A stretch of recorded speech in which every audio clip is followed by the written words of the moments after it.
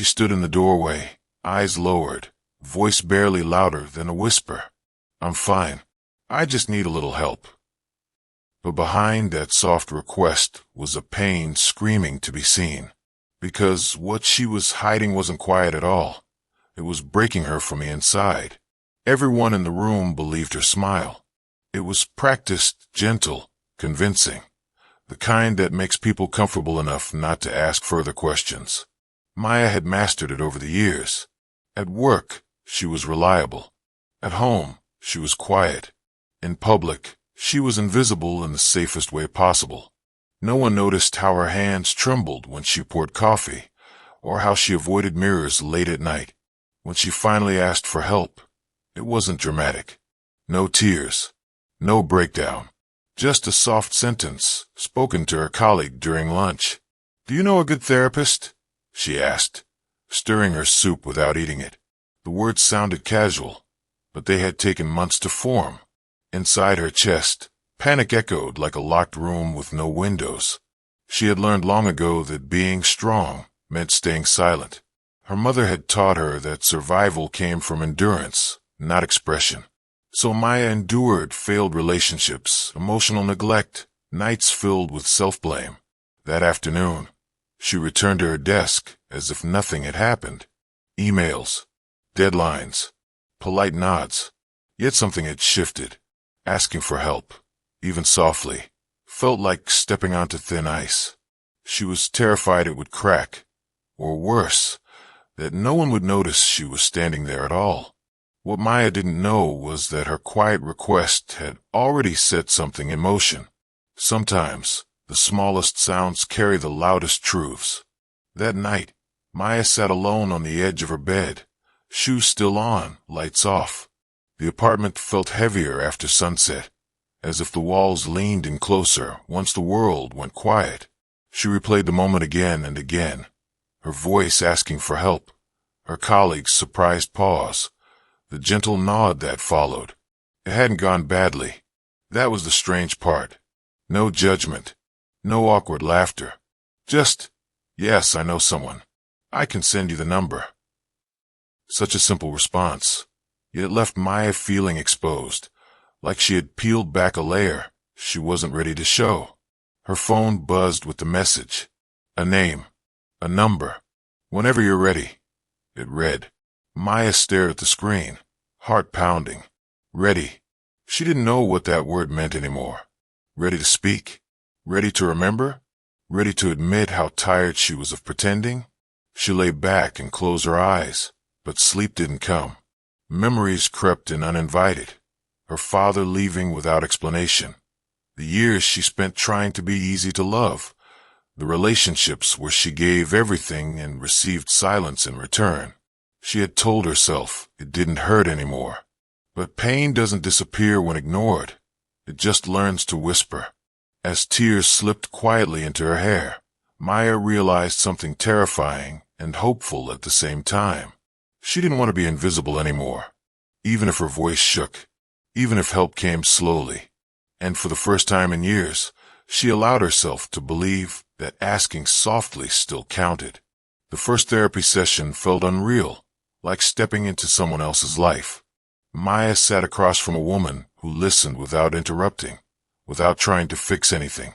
That alone felt dangerous. When asked why she had come, Maya froze. Her mouth opened, but no sound came out. "I don't know how to say it," she whispered finally. The therapist nodded gently. "You don't have to say it perfectly." That permission cracked something open.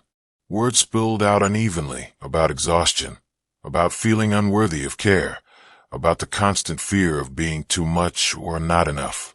Maya spoke of nights where she lay awake, counting her mistakes instead of sheep, of mornings where she practiced smiling before leaving the house.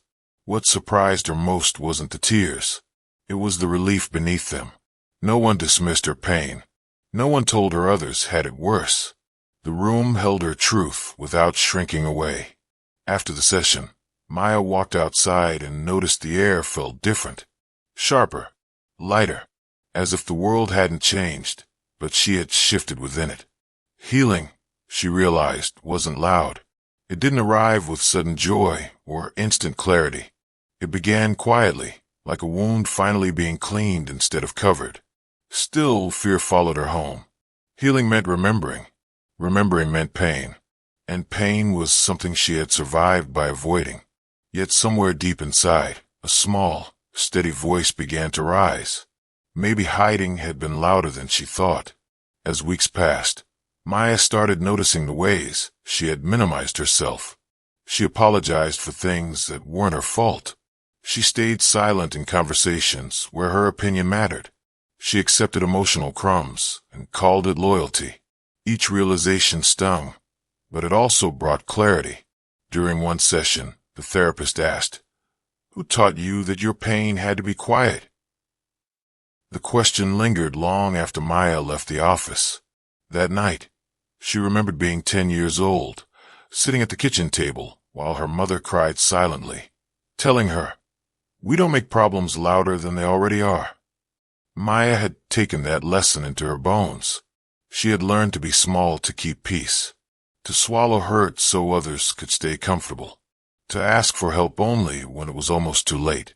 One evening, her sister called unexpectedly. "You sound tired," she said. Normally, Maya would have laughed it off. This time, she didn't. "I am," she admitted. The silence on the other end was heavy, but not rejecting. "Why didn't you tell me sooner?" her sister asked softly. Maya didn't have an answer, just tears. That conversation didn't fix everything, but it built a bridge, and Maya began to understand something important. Asking for help wasn't weakness. It was honesty. And honesty, though terrifying, was the beginning of something she had never allowed herself before, real connection. Change didn't come all at once. Some days, Maya still wanted to disappear into routine, into silence, into being fine. But other days, she practiced staying with discomfort, staying with truth, staying present even when it hurt. She started setting boundaries, small ones at first, saying no without explaining, leaving conversations that drained her, choosing rest without guilt. Each act felt rebellious, like she was breaking an unspoken rule she had lived by her entire life. One afternoon, she caught her reflection in the store window. For a moment, she didn't look away. Her eyes looked tired, yes, but they also looked awake. Later that week, she helped a stranger who was crying quietly on a bus bench. She didn't offer advice. She just sat beside her, listened, and when the woman said, "I don't usually ask for help," Maya understood the weight behind those words. "Neither did I," she replied. That night, Maya realized something powerful. Pain doesn't need a scream to be real, and asking softly doesn't mean the hurt is small. It means the person carrying it has been strong for too long. Her story wasn't over. Healing rarely is, but she was no longer hiding. And for the first time, her quiet voice was finally being heard. Healing didn't move in a straight line. Some mornings, Maya woke up feeling lighter, almost hopeful. Other days, the weight returned without warning, pressing against her chest like an old memory that refused to fade. She learned quickly that progress could exist alongside pain, and that truth frustrated her more than she expected. One afternoon at work, a harmless comment from a co-worker sent her spiraling. "You're always so calm," they said with a smile. Maya laughed politely, but inside, something cracked. Calm wasn't what she felt. It was what she performed. She excused herself to the restroom and stared at her reflection, hands gripping the sink. Why did being seen still feel unsafe? In therapy, she spoke about it through clenched teeth. "I don't know who I am without the mask." The therapist responded gently, "Then maybe this is the part where you meet yourself." That thought terrified her, because meeting herself meant acknowledging the anger she had buried, the sadness she had rationalized away, and the grief she had never allowed space to breathe. That evening, Maya wrote everything down, every resentment, every regret, every moment she wished she had spoken up. The pages filled faster than she expected. When she finished, her hands ached, but her chest felt quieter. She realized something important. The pain wasn't new. It had been there all along. She had just finally stopped pretending it was silent. The first real test came when her ex reached out. A simple message. "Hope you're doing well." Months ago, Maya would have replied instantly, eager to prove she was still kind, still available, still easy to keep around. This time, she stared at the screen and felt something unfamiliar, clarity. That relationship had taught her how to disappear politely, how to accept neglect and call it love, how to apologize for wanting reassurance. Remembering it now filled her with a mix of sadness and anger, not toward him, but toward herself for believing she deserved so little. In therapy, she said it out loud for the first time. "I stayed because leaving felt louder than suffering." The words echoed. She didn't reply to the message, not out of spite, but out of respect for herself. And that silence felt different than all the others she had lived with. This one was chosen. Later that week, she met her sister for coffee. They talked honestly, awkwardly, slowly. Apologies surfaced. Tears followed, but so did understanding. "I didn't know how bad it was," her sister admitted. "I didn't know how to say it," Maya replied. They sat there, two adults unlearning childhood, survival habits. Maya walked home feeling exhausted but proud. She was no longer asking for help in whispers alone. She was allowing space for truth, even when it trembled on the way out. And for the first time, silence wasn't swallowing her. It was protecting her. There were setbacks, nights when the old thoughts returned, telling her she was too sensitive, too broken, too late to change. On those nights, Maya sat on the floor with her back against the couch, breathing through the noise in her head. She reminded herself of what she was learning, that thoughts weren't commands, just echoes of old wounds. One night, she almost canceled therapy. The urge to retreat was strong. Healing demanded energy she didn't always have. But she went anyway. And when she admitted how close she had been to giving up, the therapist didn't scold her. She smiled gently. "Even this," she said, "is part of healing." That sentence stayed with Maya. Maybe strength wasn't about never wanting to quit. Maybe it was about showing up despite wanting to disappear. Later, she volunteered at a community center on weekends.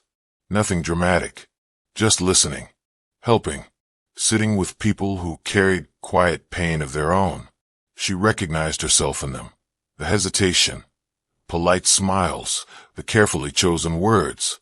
One woman said, "I don't like asking for help." Maya replied softly, "I didn't either." In those moments, she felt something shift. Her pain wasn't meaningless anymore. It had shaped empathy. It had taught her how to see what others hid. She was still healing, still fragile, but she was no longer alone inside her own story.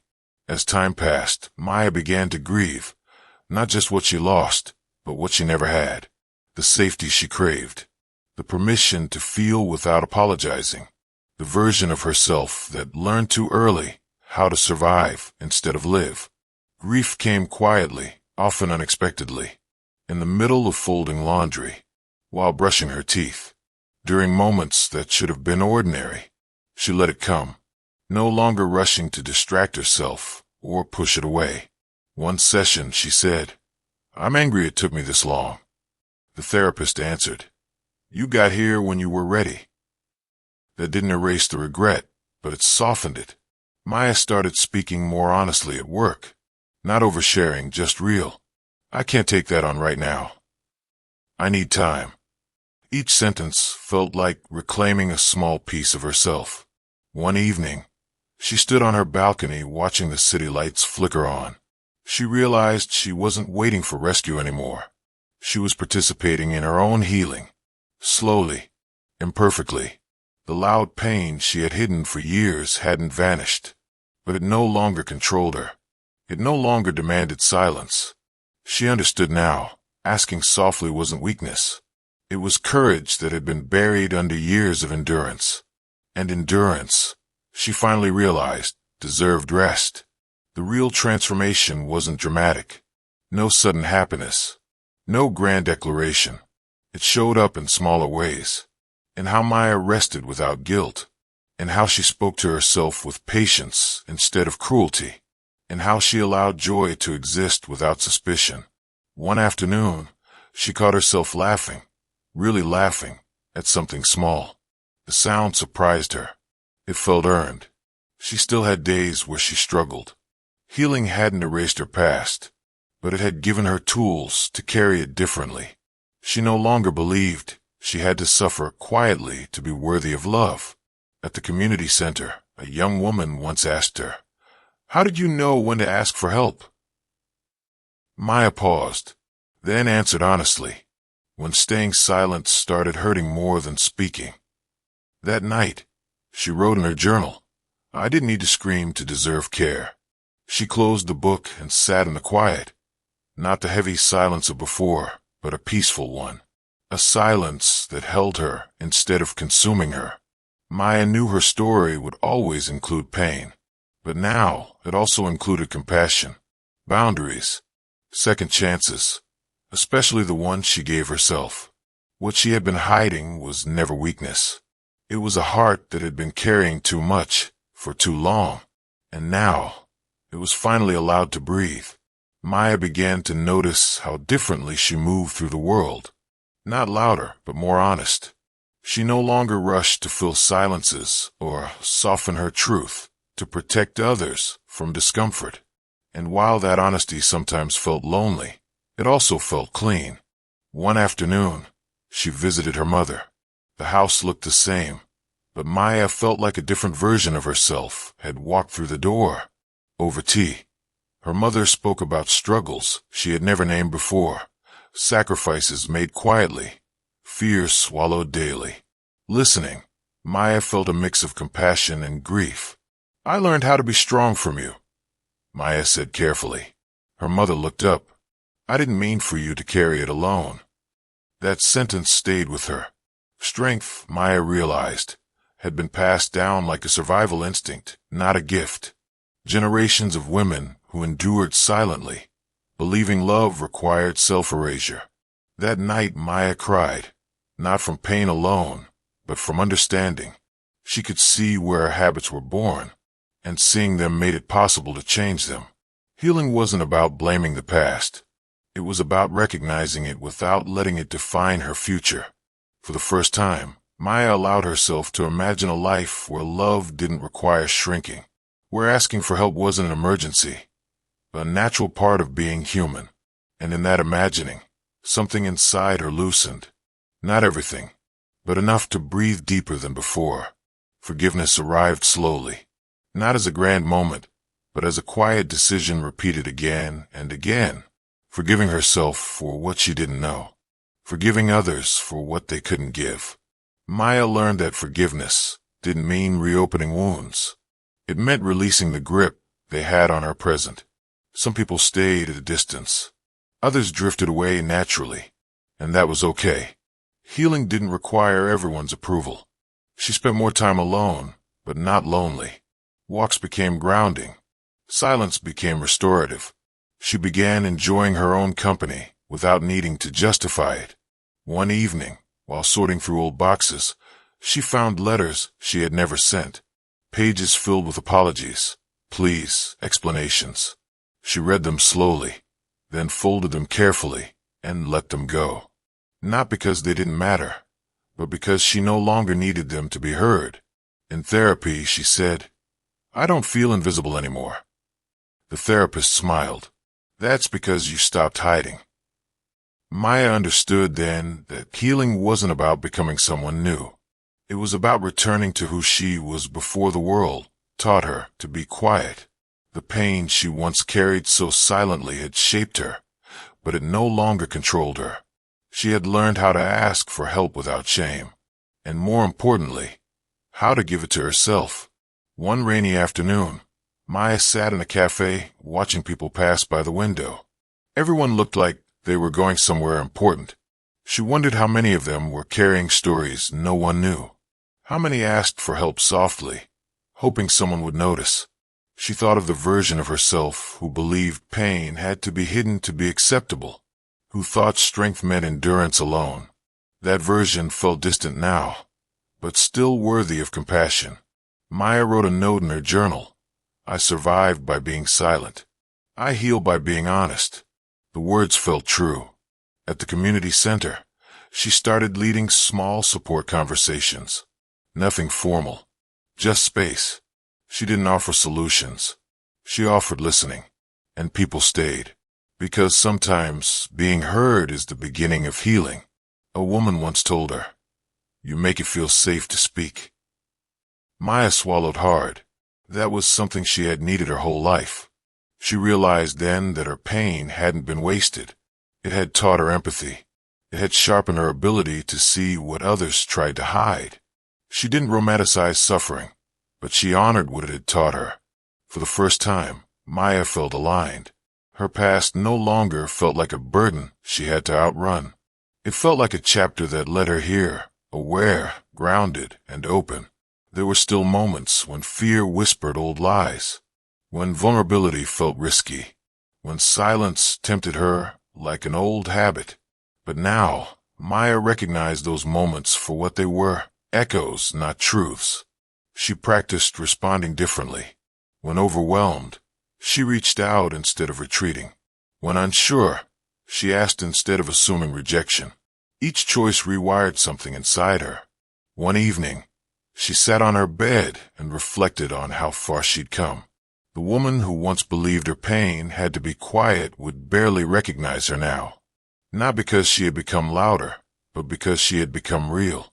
She no longer needed to hide behind politeness or strength. She had learned that softness could coexist with boundaries. That vulnerability didn't erase dignity, it reinforced it. Maya smiled to herself, realizing something deeply human. Everyone carries something loud inside. Some just learn to whisper it better than others. What mattered wasn't how quietly you asked for help. What mattered was that you asked. She turned off the light and lay down peacefully. No racing thoughts, no self-blame, just rest. For the first time in a long while, her heart felt like a place she could live in, not escape from. Maya's story didn't end with perfection.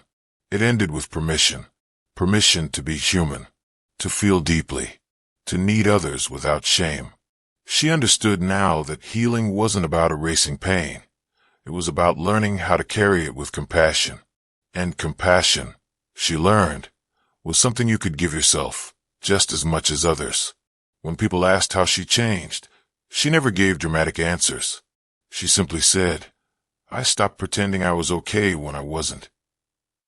That honesty reshaped everything. Her relationships, her boundaries, her sense of worth.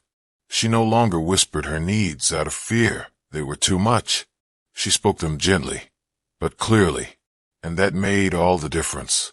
What she had hidden for so long wasn't weakness. It was a heart asking to be acknowledged.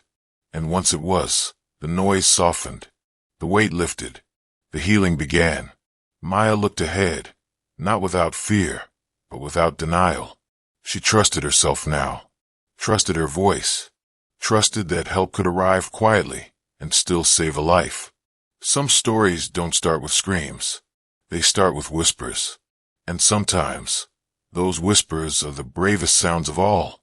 Maya began noticing how her honesty changed the way people responded to her.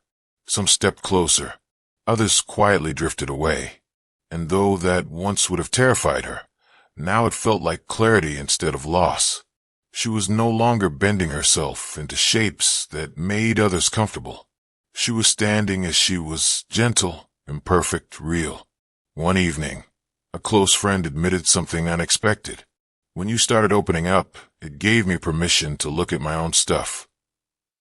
Maya listened, recognizing the familiar hesitation in their voice.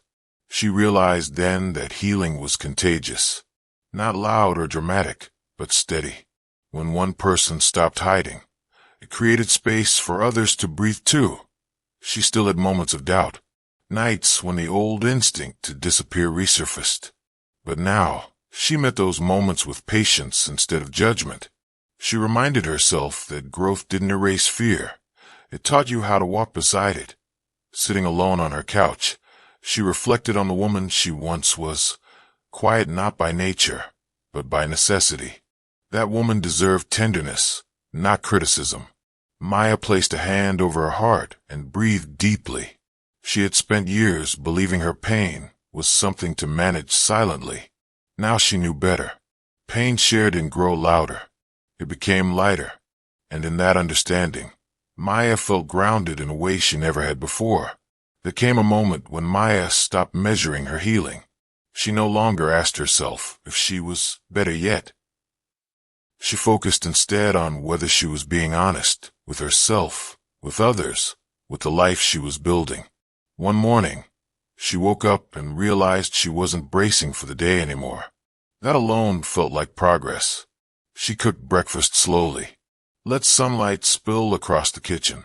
Let silence exist without tension. The absence of chaos felt unfamiliar, but welcome. Later, during a therapy session, she said something that surprised her. "I think I trust myself now." The therapist smiled knowingly. That's everything. Trust meant she didn't abandon herself when emotions surfaced. She stayed. She listened. She responded with care instead of criticism. Maya understood that for years, she had been her own harshest observer, monitoring every feeling, minimizing every need. Learning to trust herself felt like learning a new language.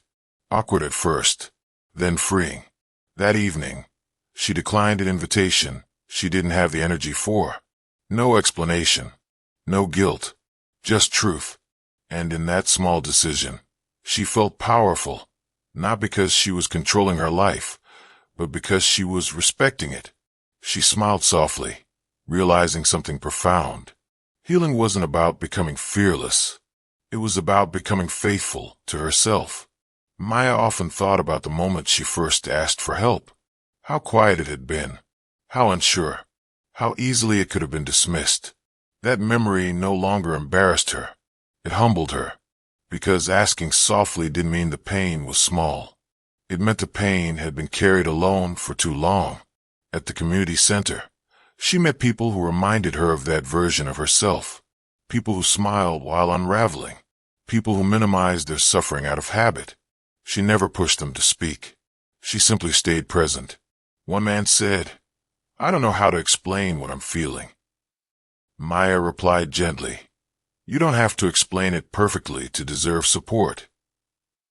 She saw the relief in his eyes, the same relief she once felt. Maya realized then that healing wasn't about erasing wounds. It was about changing the way we respond to them, with patience, with compassion, with presence. She returned home that night feeling full, not drained. Giving no longer meant losing herself. It meant sharing from a place of stability. Standing by her window, she reflected on how far she'd come. She hadn't become louder. She had become clearer. And clarity, she learned, was a form of courage the world desperately needed more of. Life continued. Ordinary days, unexpected challenges, quiet joys. And through it all, Maya remained present, imperfect, growing. She still experienced sadness, still felt fear, still needed reassurance sometimes. But she no longer treated those needs as failures. They were signals. And she listened. One evening, she wrote a letter to herself. Not to the future, to the past, to the version of her who believed survival meant silence. "You did the best you could with what you knew," she wrote. "You don't have to hide anymore." She folded the letter and placed it in a drawer, not as something to forget, but as something honored. Maya understood now that healing wasn't linear. It curved. It paused. It revisited old places with new eyes. And that was okay. She had learned how to ask for help without shrinking, how to say no without guilt, how to rest without apology, and most importantly, how to stay with herself when things felt heavy. Her story wasn't extraordinary. It was human. And in that humanity, she found strength. Not the kind that endured quietly, but the kind that allowed itself to be seen. Maya no longer measured her worth by how much she could endure. She measured it by how gently she treated herself when things were hard. That shift changed everything. She thought back to the moment she stood quietly, asking for help, unsure if anyone would hear her. She smiled now, understanding the bravery that moment held. Sometimes the loudest pain lives behind the softest voices. Sometimes the strongest people are the ones who finally ask. Maya's life didn't become perfect, but it became honest. And honesty brought peace where pretending never could. She looked ahead, not with certainty, but with trust. Trust in her voice. Trust in her boundaries. Trust that she didn't have to suffer silently to be worthy of care. What she had been hiding all along wasn't weakness. It was a heart waiting to be met with kindness. And once it was, healing followed, not rushing, not forcing, but arriving exactly when it was allowed to. Maya breathed deeply, grounded in the quiet strength she had built. She wasn't invisible anymore. She was present, and that presence was enough. Some pain whispers instead of screams. If this story touched your heart, remember, asking softly still counts. You are not weak for needing support, and you are never alone. Like, subscribe, and join our Heart Angels family.